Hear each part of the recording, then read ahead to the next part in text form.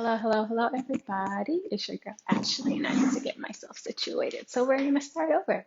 Hey, Mimi. Hey, everybody. It's your girl Ashley, the amateur expert, and I'm super excited to be live with you again. I am still on a high from last week, and I'm super excited for you guys to join us today. We're going to have a cool, fun show with a content creator, with a newly married millennial. So I'm super excited to hear about her journey, her stories, and I'm excited for you guys all to hear that as well. Um, we've got some new merch dropping soon for Affirmed Armor. I am wearing the monochromatic I'm enough bold, but not bold, um, hoodie, or sorry, pocketed crew. So we've got the pocket here. Yeah, I'm still so much on a high from Sarah's episode.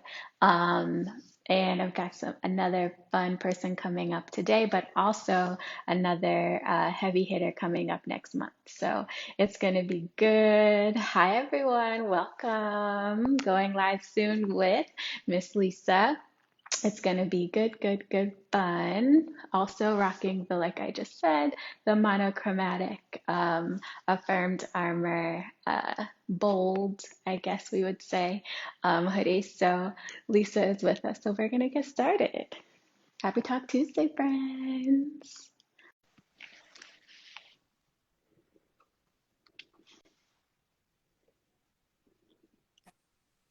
Here we are. Hey, Lisa. How Hey, are you? I'm good. How are you? I am well. Thank you for joining us today. Thank you so much for having me. I'm excited. Last week was so good. Chef's Yes. kiss. So that's just amazing. So yeah, so you watched, I think maybe for one of the first couple times this last week, and then you wanted to hop on. So I'm happy that our interview inspired you to share your journey with everyone. So if hmm you could please introduce yourself, tell us who you are and what you do currently for work. Sure. So I am Elise. Currently, I am a blogger and content creator, and I am still in the building stages because I've only started doing it this year. So I'm just working up towards a full-time salary, basically. I love that, an Yeah. entrepreneurial spirit. hmm So when you were a little girl, what did you want to be when you grew up, and what was the motivating factor behind that, you think? So when I was younger, I wanted to be a few things, but one of the Okay. main things that I wanted to be was a lawyer. And that's just because my parents always told me like, "Oh, you like to talk, you're chatty, you love to defend yourself, you're definitely going to be a lawyer." And so I grew up thinking, "Okay, this is what I'm going to do. I'm going to be a lawyer one day." I love that. Okay, and so tell me, when you thought about being a lawyer, right? What did success look like to you? Or what was a successful lawyer? hmm So for me, when I thought about being a lawyer, success looked like having a nice car. It looked like living in a nice mansion where Yes, my to parents mansions. can come over, right? Where my parents can come over and be in like their side of my house and I won't even know they're there. Love that. And The parental wing, yes. exactly, Hmm. the parental wing, and then also vacations. I was just obsessed with the thought of like always being on vacation and just living your best life. So that's definitely what I thought a successful lawyer would be like. I love that. Okay, so tell us your journey, because you are not currently a lawyer, Nope. and I'm not sure if you still desire to be one, but just sort of tell us your journey, like from that thought process to what you're doing now. hmm So it's actually so like crazy because I was in school in undergrad and I was taking like pre-law classes and I remember sitting in class like, wow, this is boring. I cannot do this for 3 more years. Like I just can't Mm. do it. And I was like, well, what's something that's similar to being a lawyer in the respect that I can still like advocate for people and defend people and still use all my skills? And then I found social work. And I was like, oh, okay, I can be a social worker. I can advocate for people. I can stick up for people. I already do this. Mm, I can like provide people with resources. This is amazing. And I went to graduate school and I got my master's in social work, got my license, started love practicing that. social work, right? And then I was like, I don't really like this. Oh no, another pivot. Although we love the Another pivot. pivot. We Okay, love the so pivots though. We love the pivots. I actually say that I was able to pivot into my purpose because of my realization that I did not like social work and also because of the pandemic. Um, So last August, literally my second week of work as a social worker, God told me to start a blog. And I was like, I don't even know what a blog is. Like, do people even read blogs? Like, I me what am I doing? blog Right. exactly. I was like, who said that? Like, why? And I started researching. Like, I started looking up different things. How do I do this? What do I need to have to start the best blog?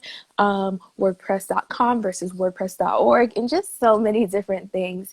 And finally, in January, I launched my blog, and I loved it so much. I still love doing it. Um, and as time went by, things with the pandemic happened. I ended up leaving my job. And because of everything that was happening, I was able to like give my all to my blog Mm, and start doing content creation and start doing different things in the blogging world. for sure. And that is why I say that I was able to pivot into my purpose because I would have never thought on my own, like, I should start a blog. I should start influencing on Instagram. I would have never done that on my own. And because I listened to God in my life, I feel like I'm right where I'm supposed to be. Girl, being obedient is so tough. Mm-hmm. Can be so tough to do immediately. And so I'm always like, okay, God, all right. You haven't failed me. So let me just go ahead and do it. And then I realized that once I am obedient, everything just starts to align. And so Mm-hmm. that sounds like that's what's happened for you as well.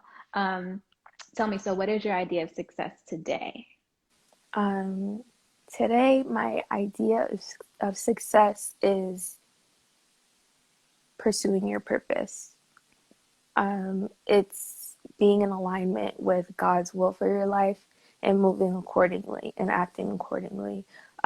I think that there's a beauty in the journey to your purpose and like finally getting there and realizing, oh, this is what I'm supposed to be doing. Like there's a beauty in the journey, but when you're actually there, there's nothing like the feeling you get when you're actually there, when you're actually doing what you're supposed to be doing. And that is my idea of success. And so I want to dig a little deeper there. So Mm-hmm. I know that for a long time I struggled with defining what my purpose was, or like even the steps to begin to define my purpose. So, what would you say, if you can, because it's something that Mm-hmm. we've all struggled with, right?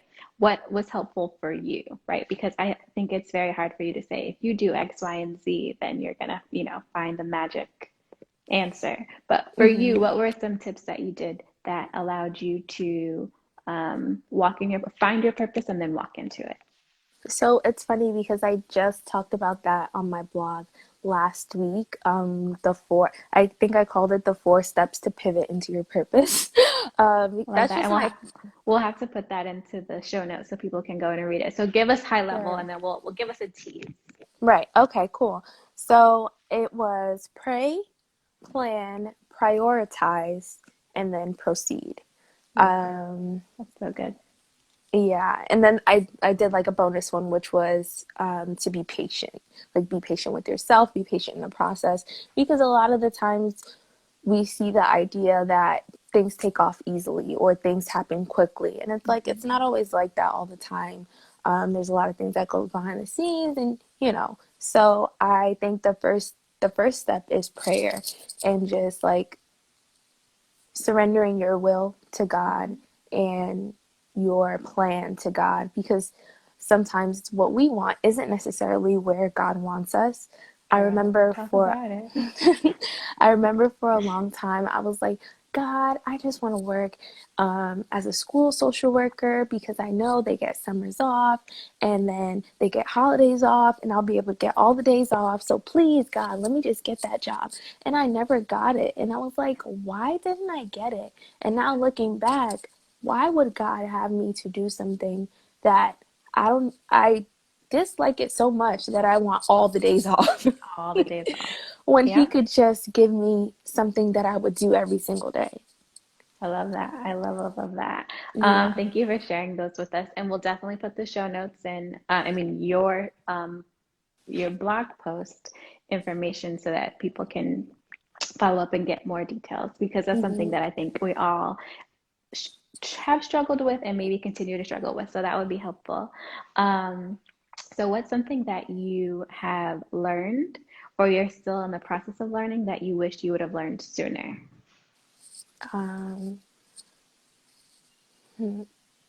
Okay, something that I'm in the process of learning is to not compare yourself, which we hear that a lot. And I struggled with that a lot, especially as a perfectionist. Um, I sometimes, I'm so glad you can relate because I Girl, sometimes will compare my day one to someone's day 100. And it's baby. like, girl, it's only a third day out here. Like, how can you be like that? Like, you don't have the resources, you don't have the expertise, you don't have the knowledge, and you don't have the time. So I'm learning to compare my day three to my day one. I'm not Amen. going to compare it to someone's day 300 or day 30 because I'm not them. God is doing what He's doing over here. That's And it. this is where I have to focus. So that's something that I'm learning, and I'm trying to remember that I need to compare myself to me. And that's it. I love that. And so you shared your tips with us on pivoting into your purpose. And I Mm-hmm. wonder if you can share with us some tips and maybe motivators that you used along your journey to this point thus far. Mm-hmm. Um, Really, I think my biggest motivator has been actually a person and like having a support system. Like my husband, he supports me in whatever crazy idea I think of. He helps me get the bullet points down so that I can hit the nail on the head. Fine tuning. Um, yeah, so I think that um, having a support system is a big part of staying motivated.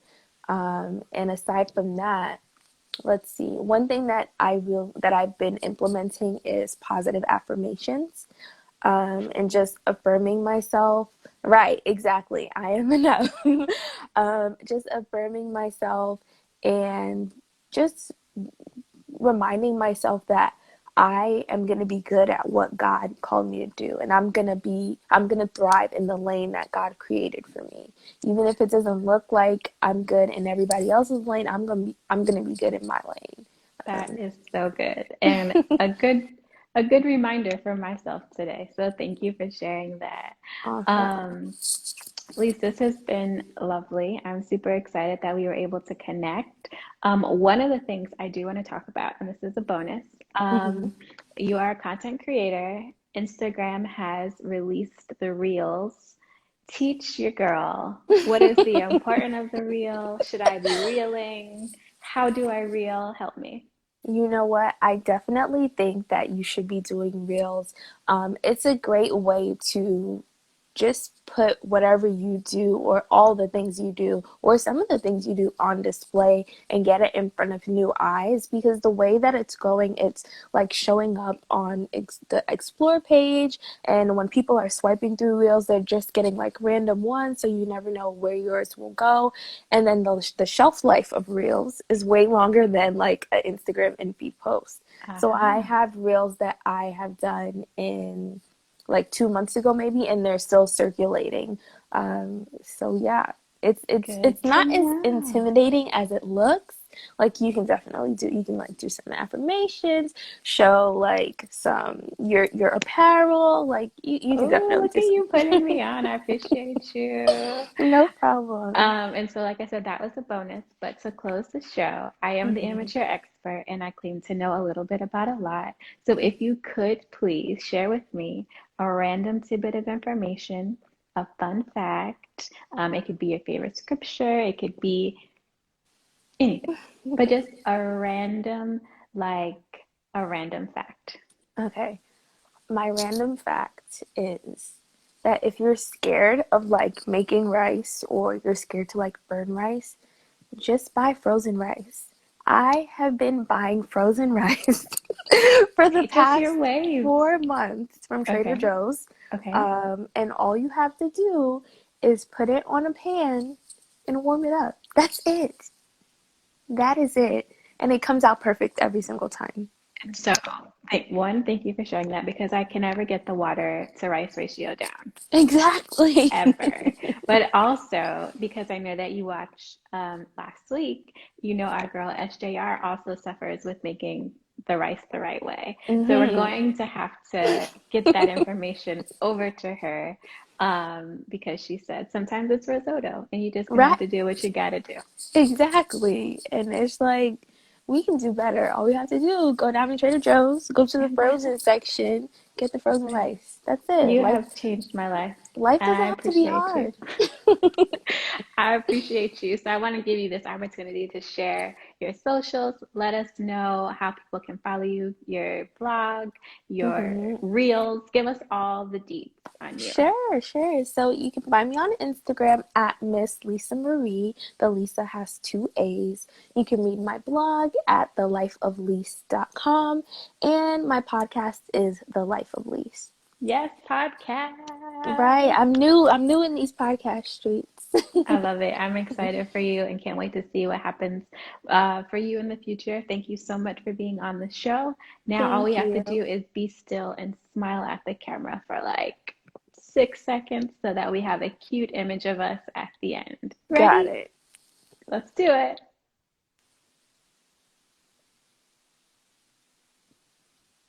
Perfect. Thank you.